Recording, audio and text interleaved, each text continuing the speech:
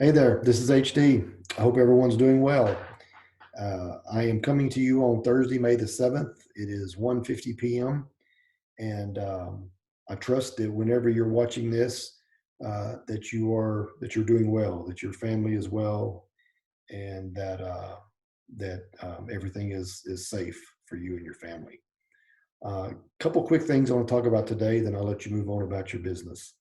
The first thing, and it's by far my honor, my pleasure, it's just an honor to be able to recognize our teachers in the teaching profession. This week is Teacher Appreciation Week, as many of you know, and it's a shame that we only dedicate 1 week out of the year to recognize teachers in a formal way. But I hope if you're one of the men or the women who have chosen the teacher profession and are tasked every day with working with little boys, little girls, young men, young women, excuse me, I hope um, that you feel appreciated and that you feel recognized. The situation we find ourselves in right now has kind of not only has it brought and shined a light on our healthcare professionals, but I think it has also equally shined a light on our teachers and our educators, those of you in the classroom working every day with children. So thank you. The school board, the Alief ISD school board, myself, and every staff member that is not a teacher recognizes the critical importance of you, not only in Alief, but in our society. Teaching, without a question, is the most important, um, most critical profession known to mankind. And I don't say that with reservation, and I don't want to come across as being over the top, but it is. It is. And never has that been more demonstrated than in the last 2 months. So thank you for everything you've done, even before this crisis. I hear a lot, and you've heard a lot, where people are talking about how hard teachers are working and how difficult the circumstances are, and that is all true. It is all true. Many of you are battling, your own concerns and your own worries. You've got your own children that's in your home that you're trying to take care of, your own family. Um, and at the same time, you're responsible for trying to teach students in an online platform or in kind of a paper packet. Um, so it's true that all of those things that you're working hard and that you're battling and balancing all these other issues. But what people need to understand is you've always worked hard. You just didn't start working hard. You're just working different now. It's different. And so thank you from the bottom of my heart and from the bottom of every parent's heart. And and yes, from the bottom of every student's heart. Thank you for choosing teaching, and thank you for continuing to be in the profession. I'm honored to be a part of it. I want to segue real quick to graduations. As many of you may know, Alief ISD and four other Houston area districts are going to participate with the City of Houston recognizing and celebrating our seniors on June the 5th at 6:30 p.m. Uh, I don't have any details on what the program is going to be. This is a city initiative initiated by Mayor Turner.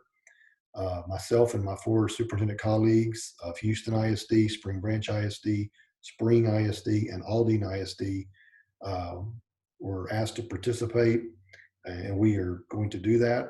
So I have visited with our high school principals about where it's going to be, and I will be talking to my high school senior student advisory group later today, actually later this afternoon, to talk about this. So please know we're going to be a part of that celebration, but that is not our graduation ceremony. That is a celebration by the city of Houston. Alief, we are right now in the process of working through the different options we have available to us for graduations. As many of you know, the governor announced that effective June the 1st, outdoor graduations can now take place as long as their safety protocols put in place.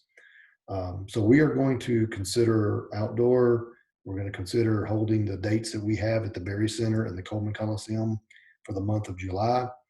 But in all candor, we have to make some contingency plans in case we're not able to assemble in person indoors in the Berry Center. So you're going to hear more from me and our staff. And if you're a student or a staff member watching this, You'll hear more from your principals, the high school principals, as we discuss this with the board and with our students and obviously our principals and staff. So just be aware, we're gonna have the celebration with the city of Houston, June the 5th. They're gonna lead that. It's gonna be quick, but we'll be a part of that. And then we will also have our own in-person graduation ceremony as well. More details to come on that very soon. I want to talk real briefly about the 2021 school year and what's happening. I know a lot of you guys, a lot of people want to know what's the calendar going to look like. I have addressed this in the past, and all I will tell you is it's going to take us another good 30 days before it's not just A-Leaf, this is school systems across Texas, before we really know what we're going to be able to do as it relates to when are we going to start school. We are in the process of planning summer school, which is going to be a virtual experience. But in terms of the start of the 2021 school year, we are still um, literally this morning, we had a meeting, a virtual meeting with some consultants about school calendars and ideas and how to make the best use of our time, how to address the learning gaps that are just widening by the day, how to address the staff training and the preparation for professional development, and all the possible scenarios that may be facing us that we're just not aware of right now. So we're trying to do the impossible. We're trying to prepare for everything. And as you know, that's impossible, but we're trying to prepare for the most likely of scenarios. And you're going to hear a lot more about this over the next 3 to 4 weeks. And the reason it's taken so long is because we just don't know what the reactions are going to be to what's happening in our society as it relates to the safety and health and the well-being of our students, our staff, and our community. So all I'm asking staff members to do is to be flexible and please be understandable if there are some changes or adjustments made to what we've already created as a school calendar. Just please be flexible and patient. To students and families, I ask the same thing. Um, just please bear with us as we attempt to draw calendars or a calendar that meets the best interest of our students in a safe way, in a secure way, and then obviously in a way in which we continue their education at the highest level we possibly can. Last thing, I know the governor has over the last couple of weeks begun slowly opening us up for business, if you will, in the state. All I ask is for everyone to be safe, to be smart, to practice social distancing, to continue wearing masks if needed. Just be smart, please. Be smart about it. Part of the responsibility that's on us as individual citizens is to take advantage of opportunities that our leaders are giving us to begin slowly moving back into the economy as well as into some normal ways of life for us. But it's our responsibility. It's our individual responsibility to make good decisions.